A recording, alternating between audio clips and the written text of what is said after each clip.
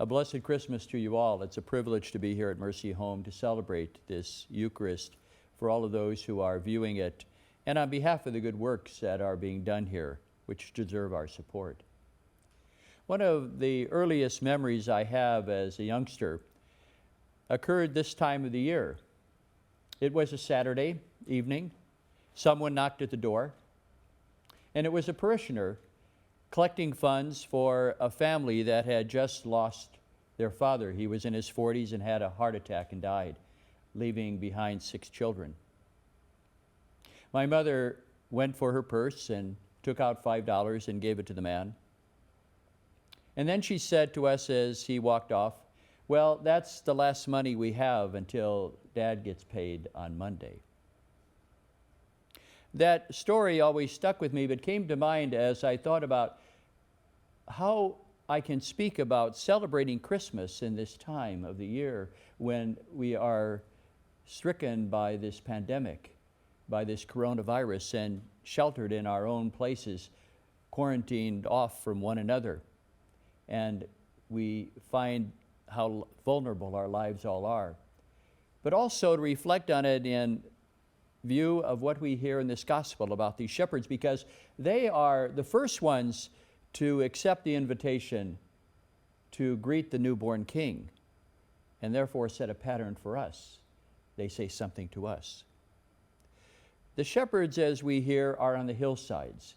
They're living on the margins of society. They're somewhat rejected. They're almost looked upon as some criminal group of people sometimes by those who are living in the city. They in some way are very much reflective of how Mary and Joseph also are living at the edges of society. There's no room in the inn for them. That story of my mother giving a gift to the family that was suffering, really reminded me of how it is so often on the edges of our existence that we come face to face with reality. How all of our lives so often can become numb at times by the routine we have of ignoring those who are on the margins until we come face to face with the edginess of our lives and the vulnerability and mortality that we all feel at this time. So that we should look upon these days as a real gift that the Lord has given to us, so that we come face to face with the real lives of so many people. We have an opportunity to see what God is doing in these moments in which people are just living day to day with not only the virus of this COVID-19, but the virus of disinterest, the virus of being ignored, the virus of indifference, as the Holy Father calls it. I think it's very important for us always to approach these moments in which we are living on the edge as an opportunity not to be afraid of it, but to come face to face with it, much like my mother did in giving that $5. Much like it's done here at Mercy Home, where young people who need assistance have all sorts of difficulties and challenges before them, and yet the work that's being done here is seeing what's real in life, going to the edges as the shepherds go to the inn, to that place where, in the stable, where the child Jesus is. Not to be afraid of the edges, but to see it as an opportunity where God is working. The second thing that we see about these shepherds is that as they come there, they can identify with where Jesus is, being in a stable, because they also are living with the sheep. They're living with animals and livestock. The Holy Father keeps telling the church that we need to have the smell of the sheep on us.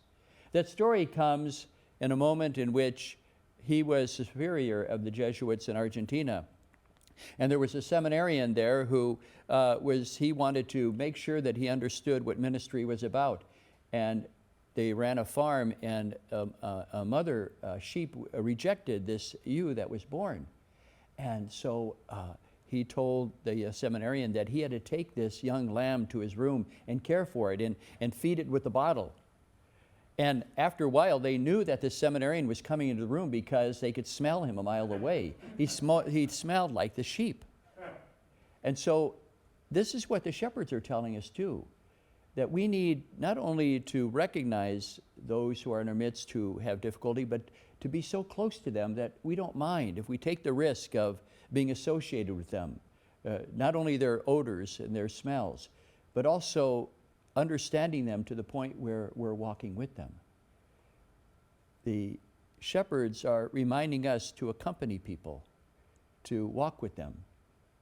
And finally, what the shepherds do is they go to Bethlehem and they tell their story. And what's interesting is now for all eternity, since the earliest days when this story was told, the birth of Christ is always going to be associated with their story. It is an invitation for us to begin to look at our lives as part of the story of God's redeeming work, to see that we have a part to play in it, and to have the ability to dream about our lives as much bigger than just what we accomplish on our own, but how we are part of what God is doing each and every day, that our lives in some way are linked to those who are in need because God is present there in that moment. And here I am today, some 6 decades later, telling you, sharing with you a story from my childhood in a way that is a reminder that it's important for us to look at how over the span of our lives, God has continually called us to appreciate how He is present in the world and calling us to the kinds of discipleship that we should have.